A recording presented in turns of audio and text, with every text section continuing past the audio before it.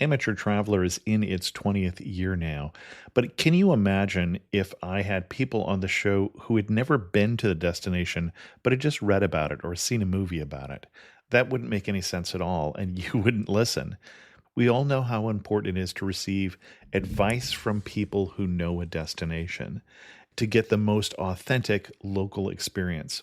And a great option for experiencing this is Explore Worldwide and their authentic small group adventures, led by local tour leaders, perfect for solo travelers who want to meet like minded people with a desire for adventure. I'm often an independent traveler, but two of my last three trips were with small group tours because they organize everything and it's a lot easier. If you want to recreate the tour I did to Malta, they have a Malta and Gozo Discovery Tour. I'm intrigued by one of their tours called A Taste of Sicily. The company again is Explore Worldwide, and visit exploreworldwide.com to learn more. And thanks to Explore Worldwide for sponsoring this episode of Amateur Traveler. The nights are long, the days are short, and the weather is chilly to downright cold, depending on where you are.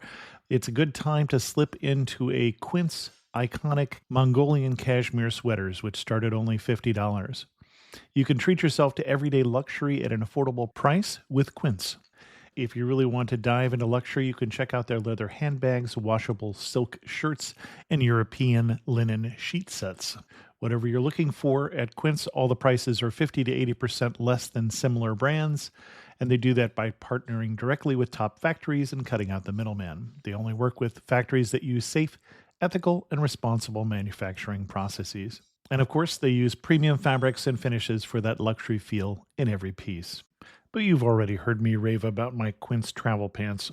Treat yourself this winter without the luxury price tag. Go to quince.com/traveler for 365-day returns plus free shipping on your order. That's QUINCE.com/traveler to get free shipping and 365-day returns. Quince.com/traveler. And thanks to Quince for sponsoring this episode of Amateur Traveler. Got my bags packed on a roll.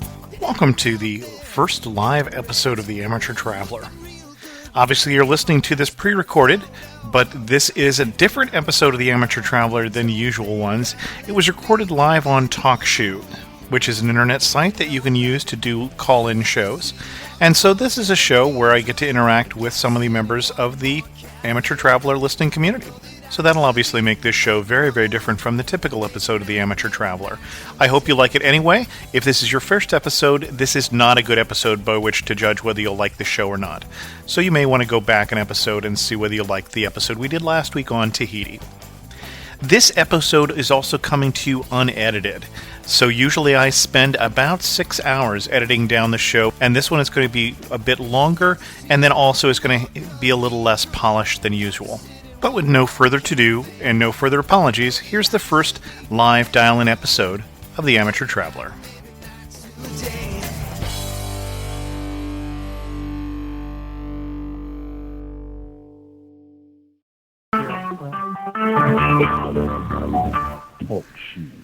Recorded live. Welcome to the first, possibly the last, I don't know, live call-in version of the Amateur Traveler show. We've got a few people in the room right now, and we'll see whether this ever goes up on the feed for the rest of you who didn't show up. I've got a couple other podcasters who have showed up today who I want to welcome. Victor Kayal, who is from the Typical Mac User as well as the Immigration Tales podcast. Victor, hello. Hey, Chris, how are you? And then Paolo Tassolini, who is normally in Italy but happens to be in Seattle and in a better time zone, who is the host of Italy on the Inside. Paolo, do I have the right name for the show? Italy from the inside.com. Italy from the inside.com. And Paolo is from Italy. And so he does one of the top-rated travel podcasts right now, in the iTunes directory at least. Paolo's show is also being featured the last couple weeks here in iTunes, so congratulations on that also. I assume that has been as good for you as it has for me. Absolutely, Chris. Every time somebody gets featured there, you can experience a bump in traffic, and that's always nice to have. So I have a couple ideas in terms of questions that I would like to ask people. My thought for this particular episode is I'd like to hear as much feedback from people in terms of ideas, what they would like to talk about, since I usually get to ask all the questions. But if the conversation dies down, then I've got some questions in general. We've got a couple other people in the room. I know G. Borden is in the room. Jerry, who is calling in from Vancouver, and is chatting with us, but isn't able, at least at this time, to get on the audio. But he's written me a couple different times and written about, for instance, a cruise that he did to South America with the crash at Montevideo, Uruguay. Which is so. I hope we can get you on the phone because I'd love to hear the rest of that story. What was your travel highlights for 2007?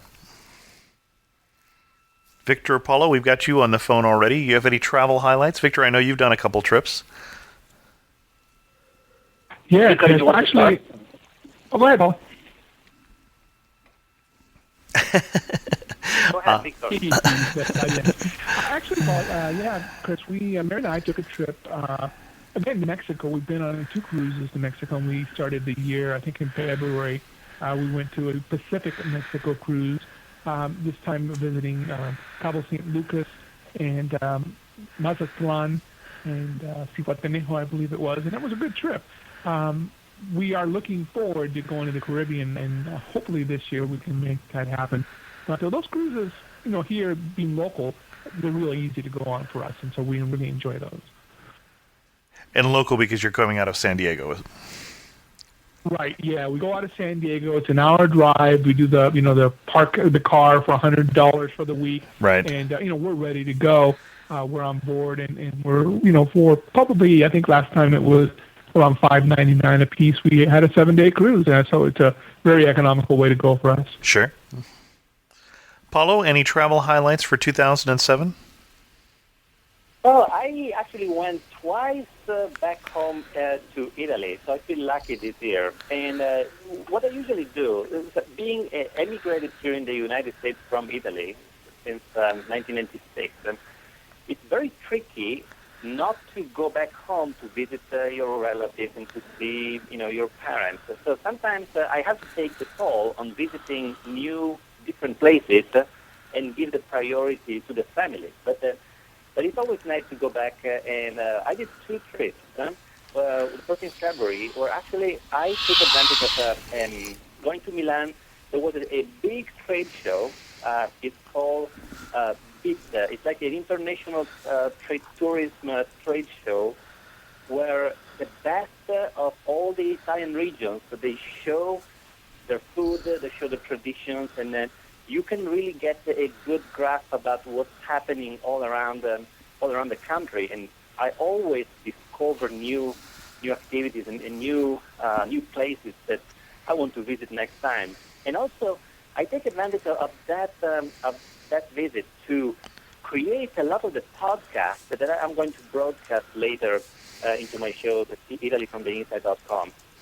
And of course, I went back also in the fall to again to visit relatives and family. And so next year, actually, I want to probably go somewhere else in the warm side of the world. When you say the warm side of the world, did you not go to Italy in the summer, which can be a fairly warm place?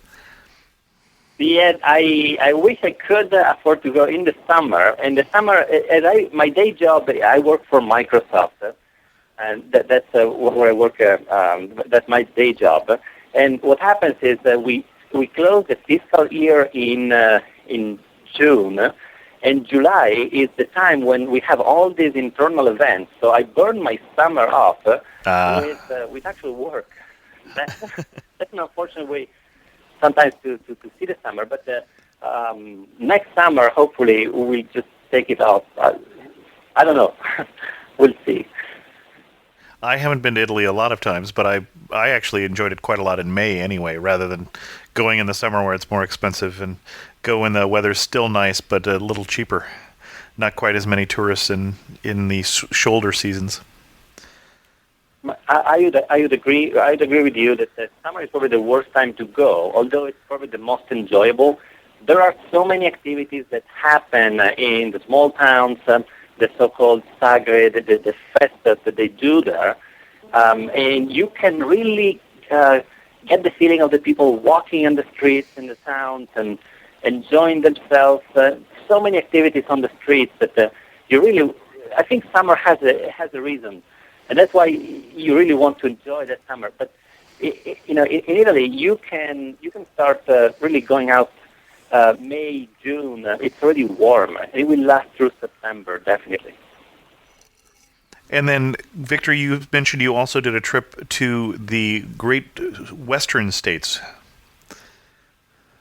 Yeah, Mary and I did that this summer. We often visit her folks that are in North Dakota, and this year we decided to take a little different route. We went through Nevada, Utah, and then through Colorado. So on the way up, we visited Park City and a couple of different places, and then not Park City, sorry, some of the Denver-type area, and then we went up to North Dakota, spent time with family.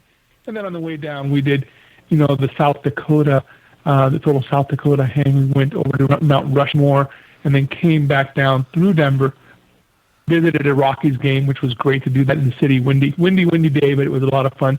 And then the Pikes Peak Cobb Railroad. Mm-hmm. We finally ended up in Durango doing the old steam railroad over in Durango, which is a really nice trip. And in fact, my wife is here on the chat. Maybe she'll chime in. Oh, okay. Typical geek wife. That would be Victor's wife there, I guess. She's easy to tell. I can find her easily in the chat. And did you go through the Badlands? Can I ask you a question? Yes. Where did you go this year? Last year?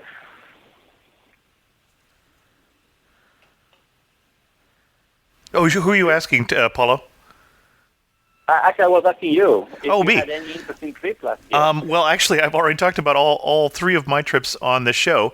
In February, I went to Turkey.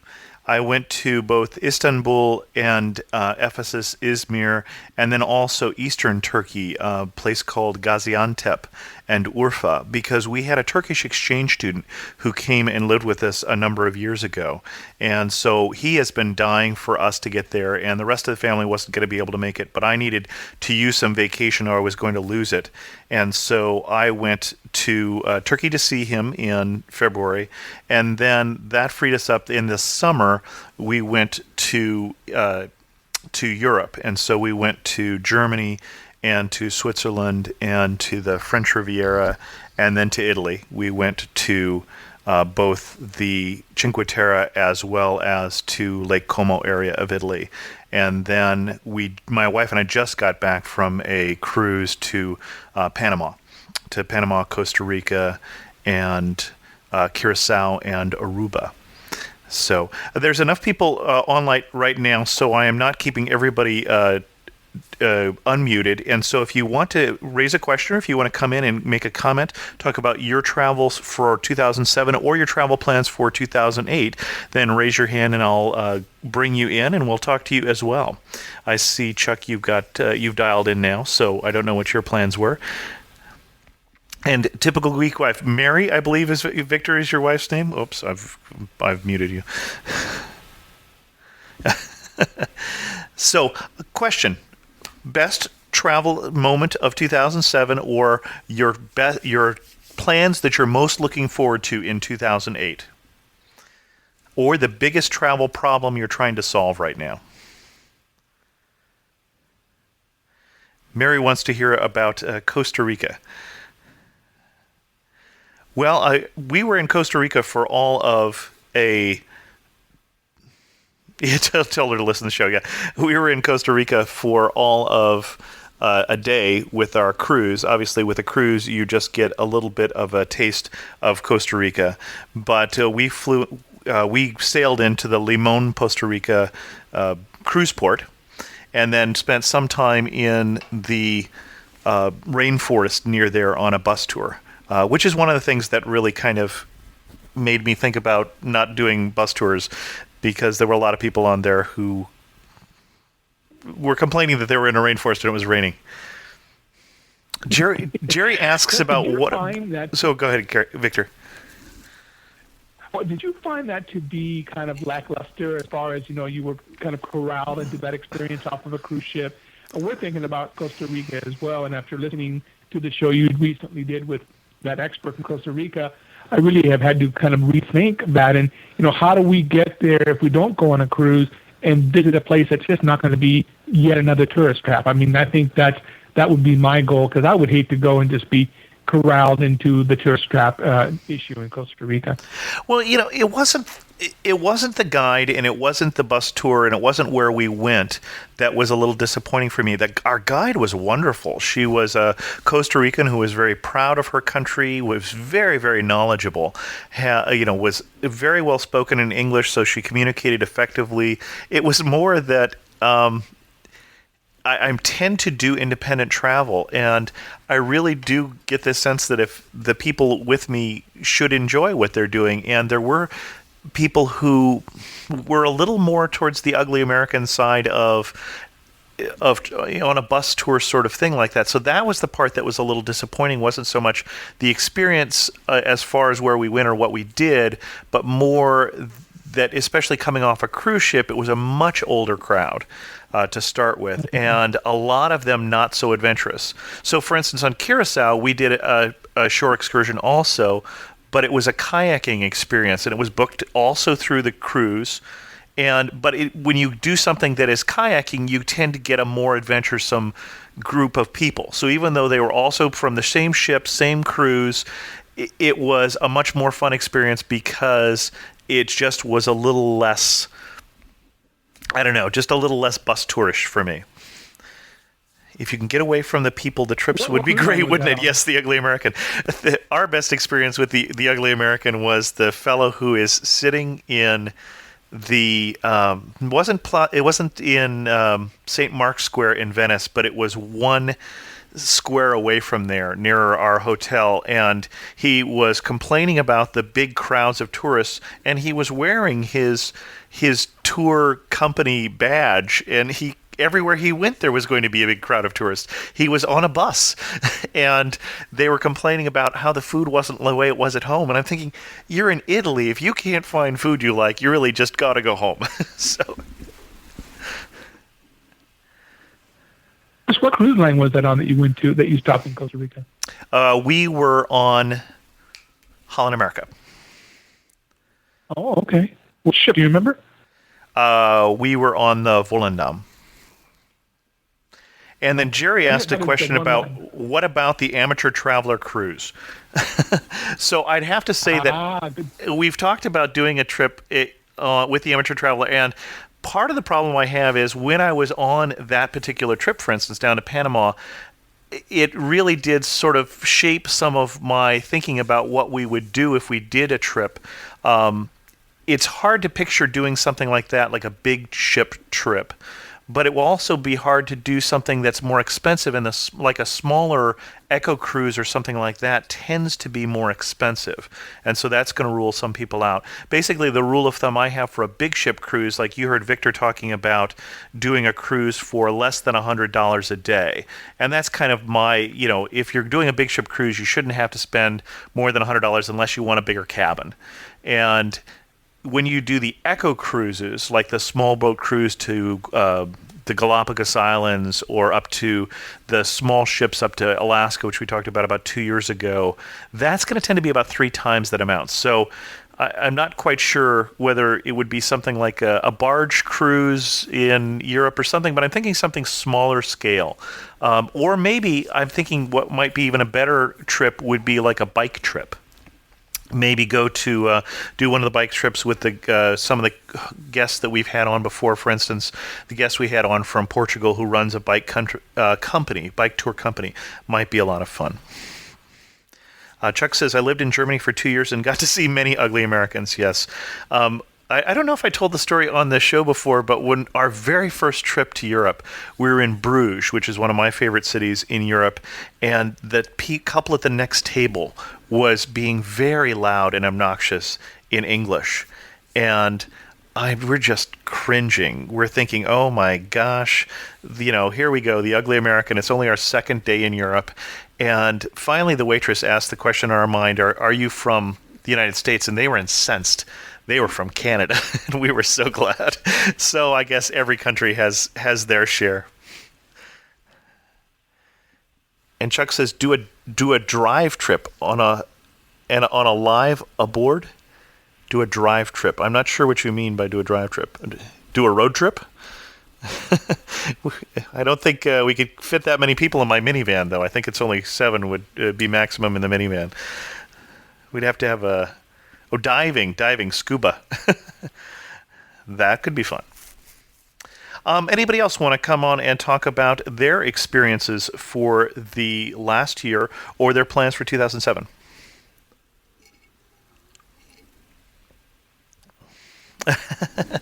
Chuck is dealing with kids and typing at the same time. It's kind of fun having people here while you're doing the show. I thought about trying to turn on the video at the same time, but I think chewing gum and walking is going to be enough for me at this time.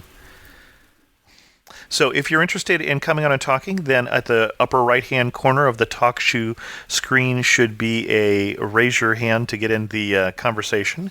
Oh, there we go. We got some people on now. Let me bring Paulo back in. You raised your hand, sir.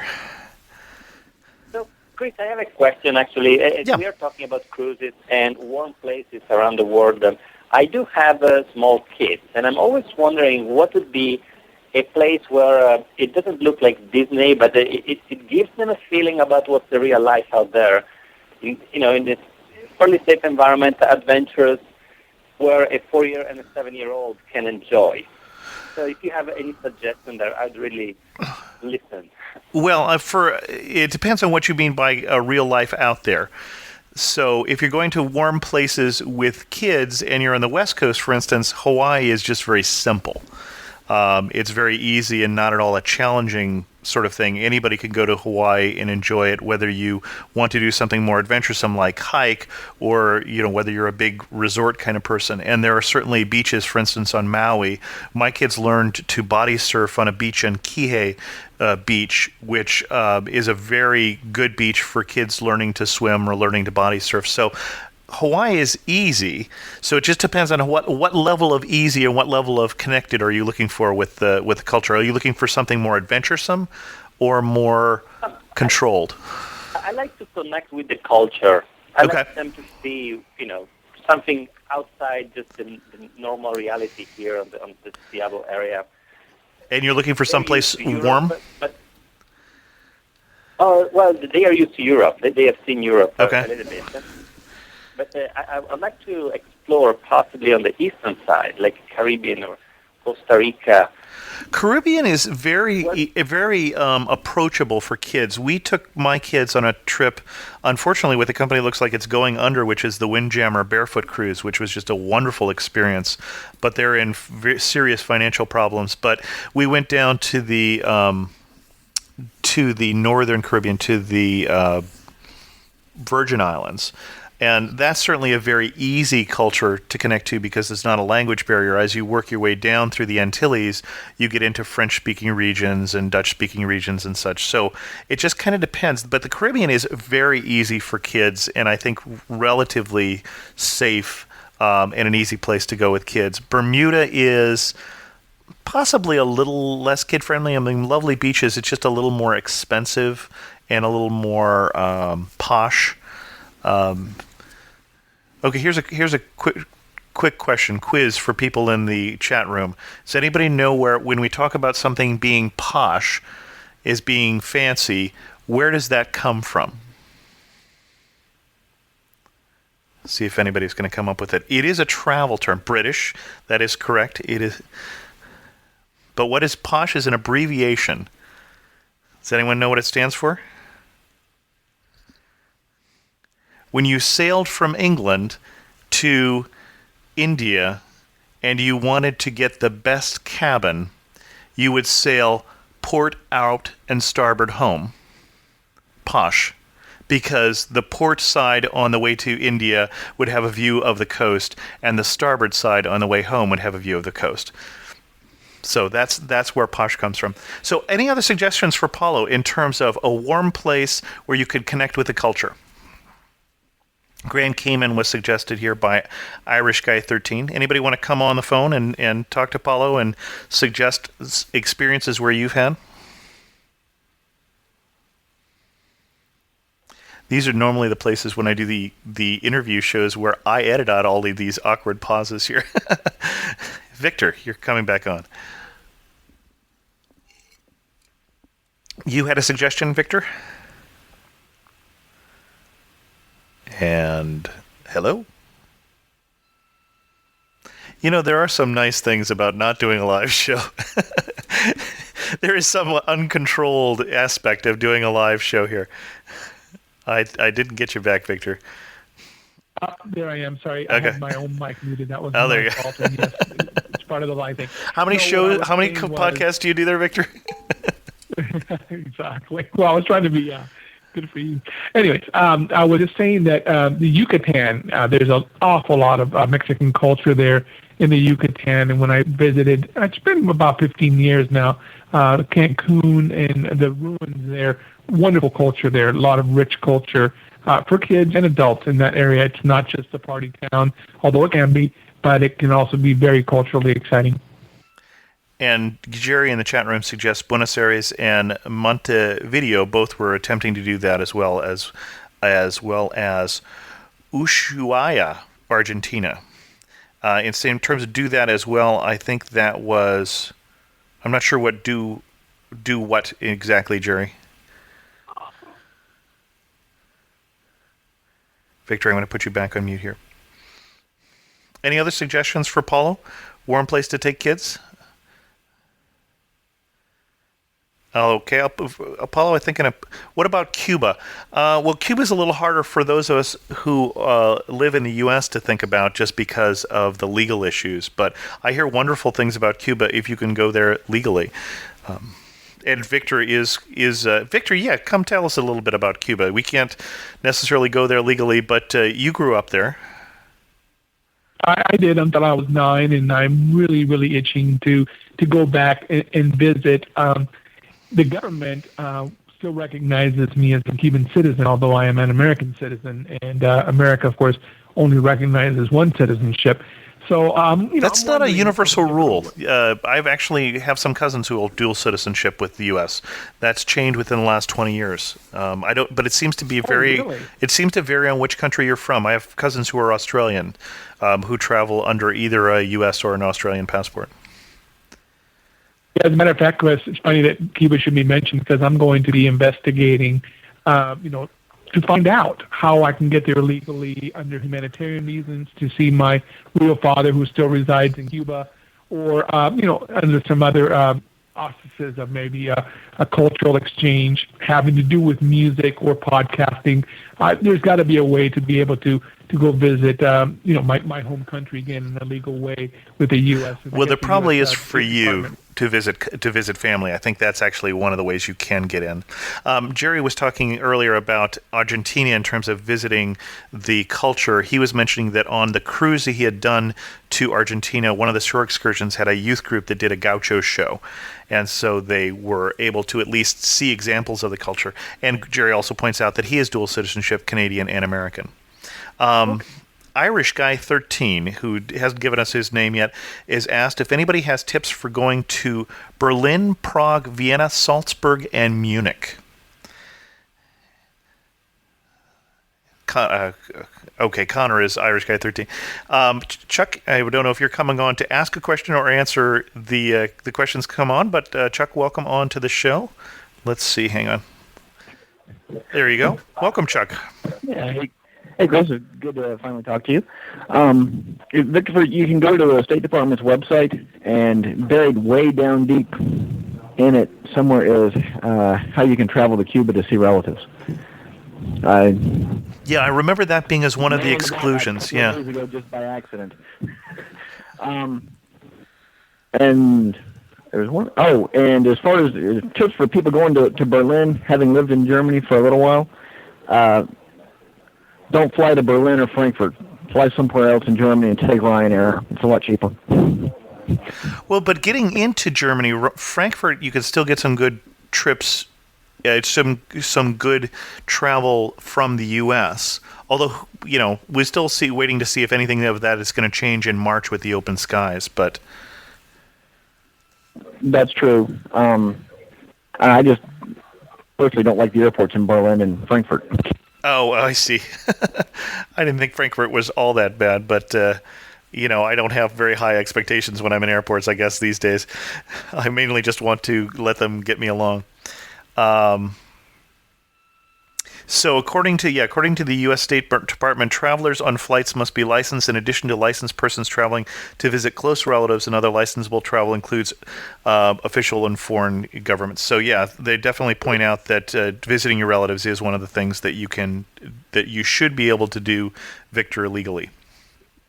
Chuck, while we have you on, any other comments or questions for the rest of the audience here? Well, I'll say thank you for the show on Tahiti. I listened to it while I was shoveling snow this morning. It did me good. You probably got to appreciate it even more than I do, since I live in California here. But I really enjoyed having. Oh yes. That's David's going to be David. Do I have the right name? I'm grabbing the wrong name here. Is a guest we're going to have him come back and talk about Fiji and Samoa. I think sometime later on. I appreciate a guest who makes my editing job easier. Because I don't know if people know, I spend about an hour for every 30 minutes, for every 10 minutes of final edited content in the show. So I spend at least 3 to 4 hours editing the audio for the shows. Victor says he gets about the same thing. And Chuck, I'm going to put you back on mute here in a second because you got a little bit of feedback. Any last comments before I put you back on mute? No, that'd do it for me for the moment. Okay, well, raise your hand again if you have something. And Irish Guy 13, who I think is Connor, someone said, is talking about flying into Berlin and out of Munich.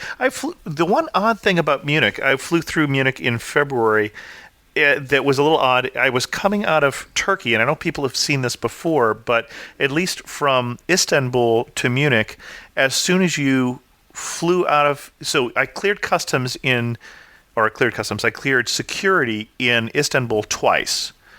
Once you clear it at the main section, and then you clear it actually at the gate, and then I get into Munich, and you clear it again just getting into the gate, and then when you go to your gate to the flight, you cleared security again. So flying from Istanbul to California, I cleared security 4 times, even though I never left the airport, which I thought was odd. I hadn't seen that before, but I don't know if that's because they're not part of the EU, and they're just not as comfortable with the security precautions that Turkey's taking, but just a little bizarre, or whether that's something peculiar to the Munich airport. Anybody else flown through Munich who has had that or a different experience?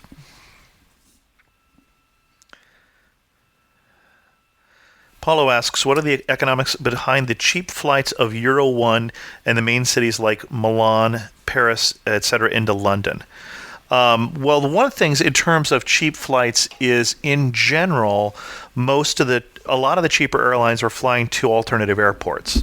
So that's one of the ways that you can save money as you go to Europe is, I know that there are some of the less expensive flights.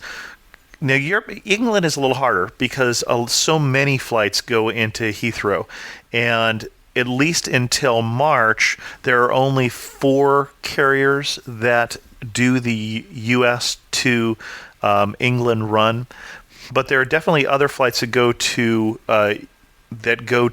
Europe that can be cheaper. Sometimes through Shannon Airport, sometimes through Gatwick.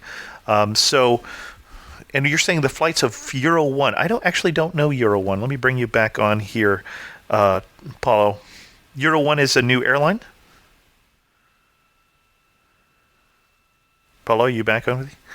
Oh, they cost €1. Yeah, sure. Oh, you're talking about the like the Ryanair flights where they charge That's you correct. €1 for the flight, and then you'll get charged I think €10 for each piece of luggage, and then you'll get charged, and there's a number of different things on top of that. They also make a lot of money on selling you things on the flight, is my understanding. I haven't flown Ryanair, which is the best example of that. Anyone have a good Ryanair experience they can share with the group, or similar of the low-cost carriers in Europe, especially because they're a little different?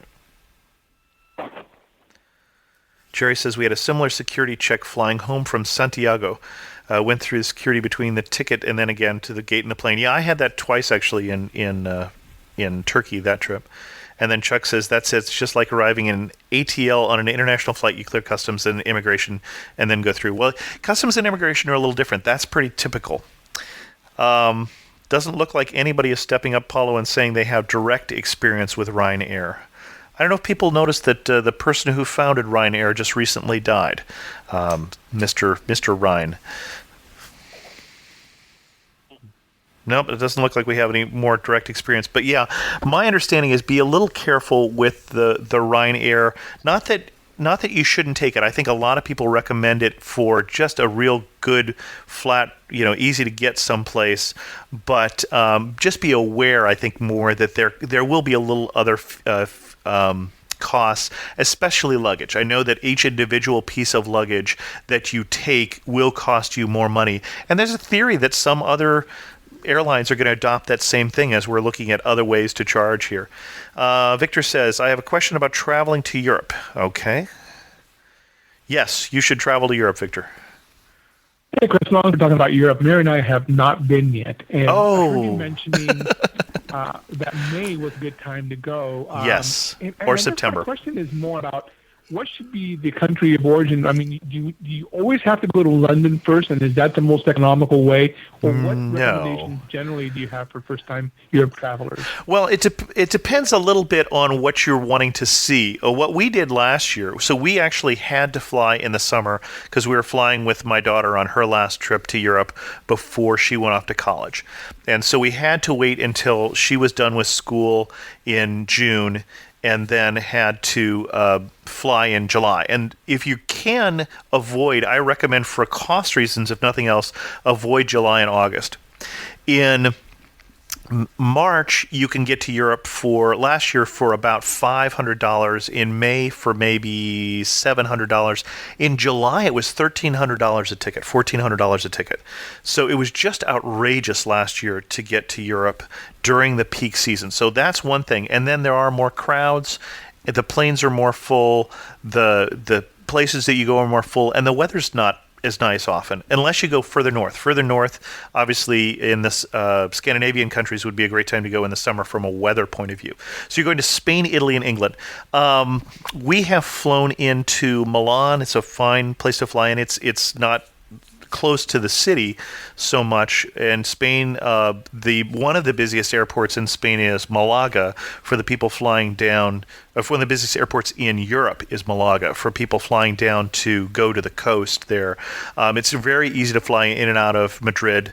And actually, Madrid is very easy because you can also take the subway directly from the Madrid airport right down to Puerta del Sol, which is kind of a central hub right near Plaza Mayor, which is the big main square. And there's a lovely little hotel that I know Rick Steves recommended in his guidebook that we stayed at that is about a block from the subway stop. So, no, you don't have to fly through Heathrow. You don't have to fly through England, although a lot of times, just depending on what rates you're looking for, that can work out well. Kayak.com is what I recommend in terms of looking for fares. And again, you can't book too soon. Really, most people wait, according to travel experts, most people wait too long. So let's see. You're also looking at Lugo. You can talk too, Victor. Okay, I didn't want to You're typing at me here, and I've got you unmuted. So, Lugo, Barcelona, Madrid. Lugo, Barcelona, Madrid. Obviously, some of my family origins are there, so I'd like to visit that and probably. Lugo, I don't know. Where is Lugo? The trip there, and a third in Italy, in Rome for sure, and then the rest in Britain. All wonderful places. I mean, you'll really enjoy them. I certainly highly recommend all of the places that you're talking about. I don't know Lugo, but I know Barcelona, Madrid, Rome, and London, and just love them all. Just really a lot of fun, especially if you like history, especially if you like culture. So many different places to go, and the food is good. At least in Rome, the food is probably the best of all of those. Spain, the food was a little less impressive. Do you agree that, really it should be a 2-week trip? Because Mary just always says, it's just Europe, it's just not worth it for just a week. You just can't get enough done. So would you agree with that, gentlemen? What I would recommend is you could go for a long weekend and enjoy yourself. It's just there's the cost of the airfare. I want to go over there for at least 10 days is sort of the minimum trip we've ever done to Europe. But then, depending on how much time you have, you need to decide how much you should see. And try never to do what we did in Spain of, one city every night. That was just the worst idea ever.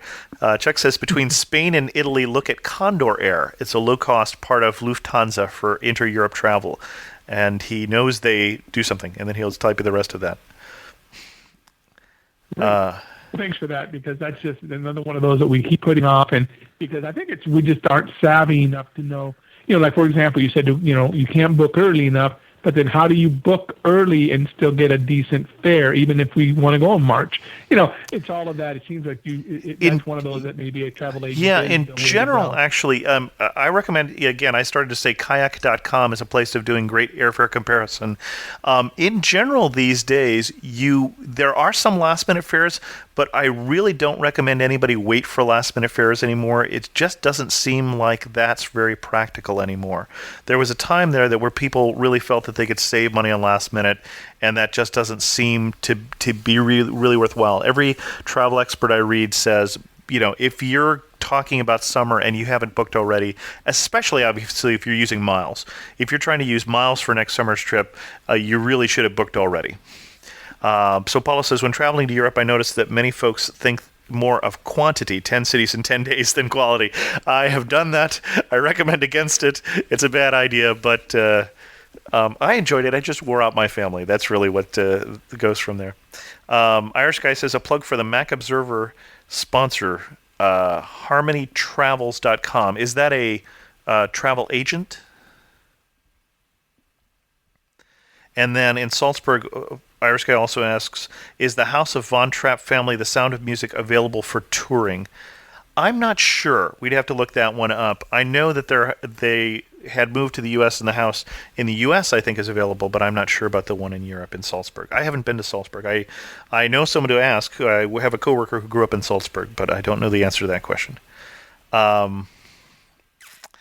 And then Chuck was saying he knows that people who fly in and out of Barcelona. Barcelona is a fairly accessible city. A lot of cruises go from Barcelona these days, and so it is fairly easy, I understand, to get an airfare to there. Harmony Travels is a travel site for finding deals. Oh, okay. I don't know that one. I'll put that one on my list to look at here. And then Paulo asks, have you considered the unfavorable exchange rate with Europe this year? Yeah, actually, I don't know if people have heard that the dollar has been officially declared not actual real currency. So that is going to make travel to Europe harder this year, especially to the western part of Europe. The exchange rates just don't look like they're going to get any better. Anybody want to call in and talk and share your travel thoughts? And the Von Trapps live in Vermont now, yes, and operate a lodge there. There are a few of the Von Trapps still left living. I don't remember how many of the original ones are there, but... Paulo, welcome back on. Yes, I have a thought. Every year we try and then book in advance, actually going to Italy, right? Right. We noticed that there is a threshold when all the airlines seem to increase their prices dramatically. It's around the mid of April. That's my experience. There's two, actually. Yeah, there's one that happens basically at the beginning of April. Usually, there's a winter fare through March. And that's your cheapest fares. And then it will go up again in April, and then it will go up again in about mid-June. And basically that goes up because that's when U.S. schools get out. Right. So basically they take advantage, rightly so, from their perspective of the fact that the season changes and also the schools are closed. So exactly. Mm-hmm. There's a lot going around at the school time that makes the families decide for one trip, one date or the other. Exactly. Mm-hmm. Yeah, so if you have to go in the summer because that's when the kids are out of school, then use miles if you can, book early if you can. There's not a lot of ways to save on airfare other than that I'm aware of right now. The only caveat there is, because the rules are changing in March, there's some possibility that rates will drop, although various travel experts, some say yes and some say no. So no one really knows exactly what's going to happen there. Can you comment more, please, Chris, on the fact on what changes we expect in March? Oh, sorry. The Open Skies Treaty takes effect in March. And basically what the Open Skies Treaty did is it unregulated flights between Europe and the U.S. And so right now there's a limited number of carriers that are allowed to travel. And so there's an enforced scarcity. And the way it works is that when the treaty opens up, then any U.S. airline or any European airline can fly from one place to the other, provided they can find space in the airport they're flying into or out of.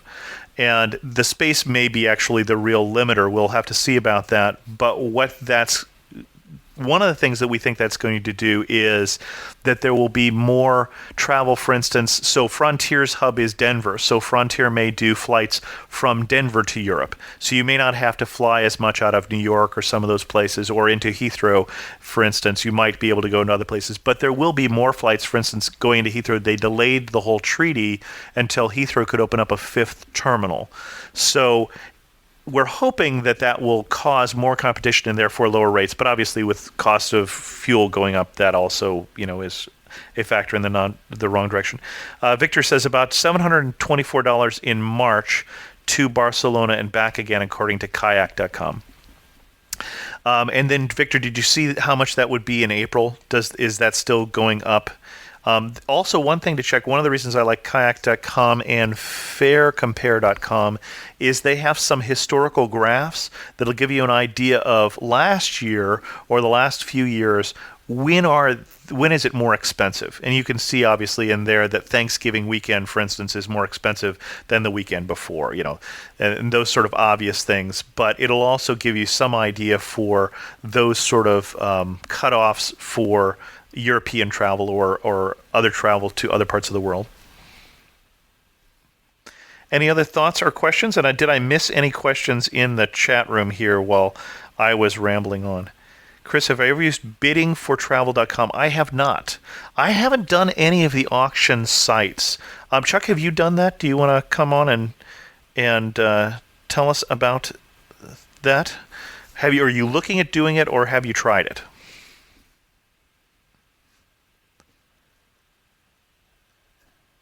No, Chris, I haven't tried it. Just heard about it and looked at it some. Mm-hmm. It's basically just a big forum, kind of like the forums there at amateurtraveler.com, right? Mm-hmm. Where people have posted, "Hey, I did this on Priceline and got a room at this hotel for $50 in Las Vegas," and things like that. And it kind of gives you an idea of what you can get for dates. And the same way people do, got it posted for airfares also for various months. Oh, interesting. Okay. So it's not actually one of the auction sites, which was what I thought you were talking about there, but more of a travel cost community. Yeah, it's interesting. Kind of way to dig up intelligence on what people are getting as they bid for travel on the auction sites. Interesting.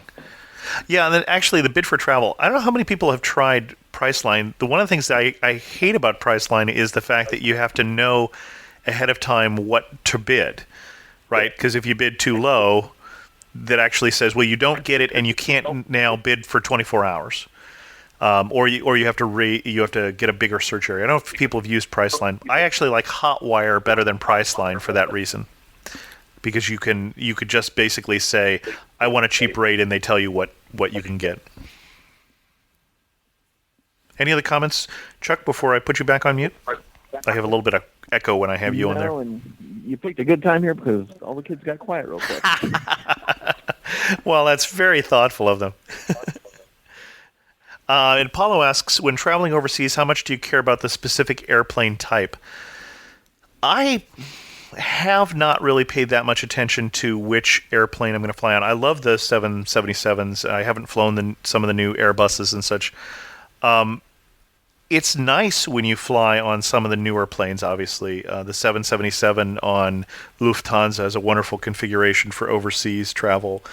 But the only thing there that I care probably a little more about is seat room, is room in between the seats, because that actually can vary a fair amount. Seatcompare.com? I think is the site I'm thinking of, where you can look up, and find the seat that doesn't have the seat in front of it, for instance. And when you're 6'3", that's something that can be a big difference.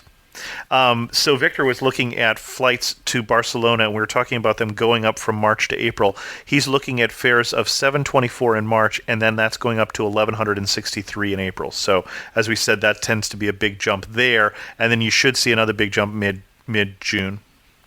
Has anyone flown the new A380? I have not yet, and that's the world's largest commercial plane. Anybody else? And Jerry says, after 10 or 11 hours with United with 18-inch seats was way too small for me. Yeah, but United will sell you the more expensive seat with basically what United's doing is they're making their standard legroom too small, and then they're selling you what should be normal. So it's a little heinous. They have the premium economy class. And Paulo says, if you travel with kids, I found that getting 2 iPod videos and filling them with ripped DVDs makes up for what? Sorry, I should wait till you finish typing. Is a good way to keep them quiet. I think is what you're saying here. Jerry's talking about the width issue in the United. I haven't had that as much, although losing weight is one of my New Year's resolutions. It doesn't affect my width so much, but I haven't run into that one. Any other comments, questions? Travel plans for 2008. We're almost at 3 o'clock here. We're filling up the hour with very easily with a live show here. It's amazing how fast it goes, but I've known that from being on Victor's show before, or one of Victor's shows. Paulo, which airline offers the best legroom for tall people? It seems to depend a little bit on planes. I don't know if there's one definitive answer in terms of which airline, because you can have one airline and you could fly there on the airline and then back on a different plane and get a different configurations. So Northwest Airlines is bad in your experience. United is, without the Economy Plus, I think is also bad. So Irish Guy 13 is going to Jackson Hole for skiing over Easter. Lovely. Jackson Hole, for those, how many people have been to Wyoming, to the Jackson Hole, to the Tetons region? It's just beautiful. My relatives in Colorado, my dad's family comes from Colorado, describe Wyoming as sort of like a cake where all the frosting gets pushed up to one corner, and that would be the Tetons and Yellowstone. Some of the most beautiful place on the planet, but of course the rest of Wyoming is a little more dreary because of it. Travel plans, Chuck's going for 2008, going to Walt Disney World with a family in February. Wonderful. That's always a lot of fun. Can be a little bit of an endurance trip, but we've always enjoyed that. Jerry's going to Hawaii next November. Excellent. Okay, and here's your other quiz. Does anybody know what Teton means in French, as it was named from the French explorer?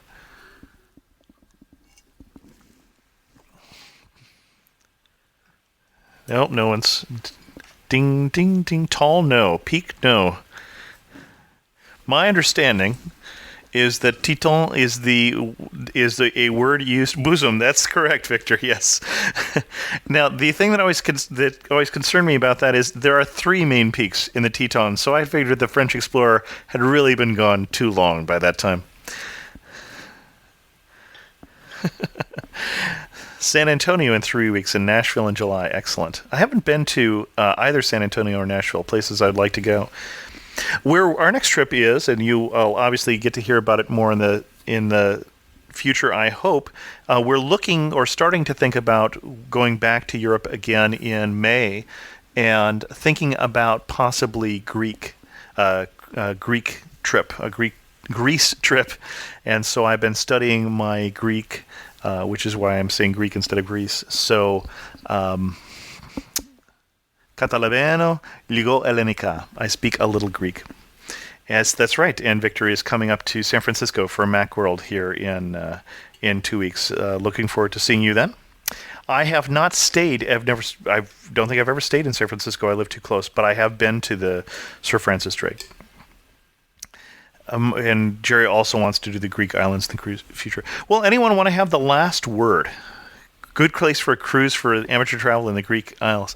If we did that, I'd want to do a chartered yacht. That's my theory there, or a what do you call it on the Turkish coast? I'm drawing a blank on the name of the boats that are the small boats that cruise the Turkish coast and the Greek Isles.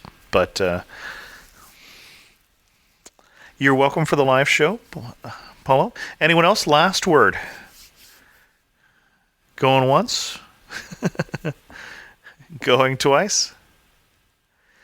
Well, I'd like to welcome all of you, or thank you all for coming to this dial-in show.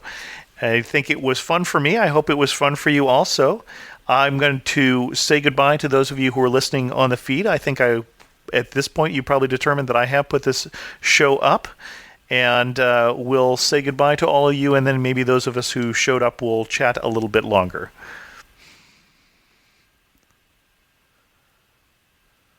Stop recording. Podcast recording has been completed. Okay. And then I'm just going to take everyone who is dialed in and unmute you all. Well, thanks. Thanks you all for coming. Good job, Chris. Yeah, Chris, that was great. That was a lot of fun. It is fun. I think we'll probably do this again sometime. It's really funny. You just need about, how many people do we have? 1, 2, 3, 4, 5, 6, 7, 8, 10 people or so to have enough information. I know, Victor, I've seen you have like just a couple dozen people, and that's enough to keep you talking for an hour. So, and you do it every week. I don't know how that works. Got to screaming kids. Yeah, Chris. I mean, you did use TalkShoe's servers to record, right? You didn't do it locally. I did both. Oh, okay. Okay. How do you get the TalkShoe recording then? It'll post automatically, so that's a little bit of an issue because, well, as long as you don't have people pointing to that feed, no problem. Yeah, I won't have people pointing to that feed. After the show here, so what you do is you just replace that show with the one that you're going to, edit and levelate and all that, and it'll just basically you delete that one and replace it. Well, and I don't even know, how much trouble it's going to be because I don't know how much editing I'm going to do on this show, just for time reasons. This is kind of my week off in some sense. I'm not going to spend 8 hours on this show. I have to take an occasional one, and this seemed like a better way to take a week off than just taking a week off. Yeah, this was fun. Good job. It's very interesting. I think there is a critical mass of people that can sustain a conversation actively, and you are a great host, by the way, Chris. Oh, thank you. So when you get like 4 or 5 people, there is a constant flow of questions, and that I think we reach that point after 10 minutes, right? Right. And Paulo, when are you going to come on the show and talk to us about Italy? I'll email you as soon as I get some free time. I'm happy to be at the show. I'm delighted of the invite. And what I don't remember is what part of Italy you grew up in. I grew up near Venice. It's called the Veneto. It's on the border with Slovenia. Oh, well, see, that's an area that I would love to do a show on. Is that whole not just Venice, obviously, but just even that region? Because I don't think most people go to anything other than Venice there. That's exactly. It's called that region is called the Friuli, and I can definitely talk about that region and the different parts and how the borders are gone. That sounds wonderful. Absolutely. Venice is another one of those places where I've been, but I would rather have somebody who knows it better to do a show on. I find that doing a show by myself are the shows that are hardest for me to get out because I've heard all my stories. I'd really much rather have somebody else do all the work. So, Irish Guy, when you get back from a Europe trip and come on. Oh, okay. Where are you going? You went to Punta Arenas in is that where you went? Punta Arenas in Costa Rica, or did you go to Puerto Viejo? We went to Limon, a little further up the coast from Puerto Viejo. Limon. Okay, I'm trying to find some flights and wanted to see where to point to. Well, I think most of the flights go into San Jose. Okay. I know that's where they tried to book my luggage one time when I was trying to get to San Jose, California, but I stood one time for 15 minutes arguing with a fellow in JFK Airport that he had just booked my luggage for Costa Rica, but was finally able to convince him that San Jose CJ was not where I was trying to go. So, good fun. Well, I may go take a nap. I only got about 4.5 hours sleep last night, so. Excellent. Chris, thank you very much for the opportunity to join the show. Very, very nice. Well, thank you all for coming, and especially those of you, Chuck and Victor and Paulo, who dialed in. And Victor, I don't know if you caught there that Paulo is also an immigrant there with some immigrant tales, but I'll let you guys work that out. So. Actually, yeah. I would love to have interviewed Paulo about his immigrant experience for my show sometime. That would be great. Absolutely. So, Victor, if you don't mind to email me your address, and I can give you my site, and then once you go there, you just email me your address, and then we can get in touch offline. Okay, what's your site? And my site is ItalyFromTheInside.com. ItalyFromTheInside.com. Nice. Okay, I'll do that. For sure, I'll do that. Perfect. Oh, Jerry, I see you bought the video camera. I hope you're happy with that one that I was recommending. And thanks to all of you who came, those of you who don't have a voice here, to Irish Guy 13. Connor, is that the right name? And then Jerry and Mary and MJMB, Dan, and The Force. Thank you all for coming. It's nice to have an audience for change. It's a lot of fun.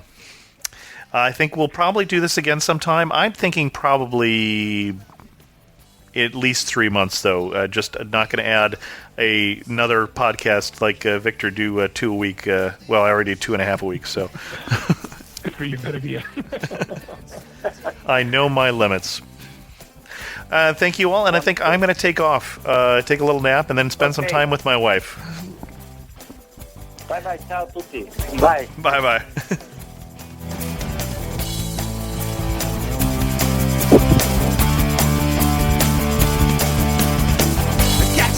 One more cathedral, I got to sit in one more cafe. I know that I should be heading home, but maybe not today.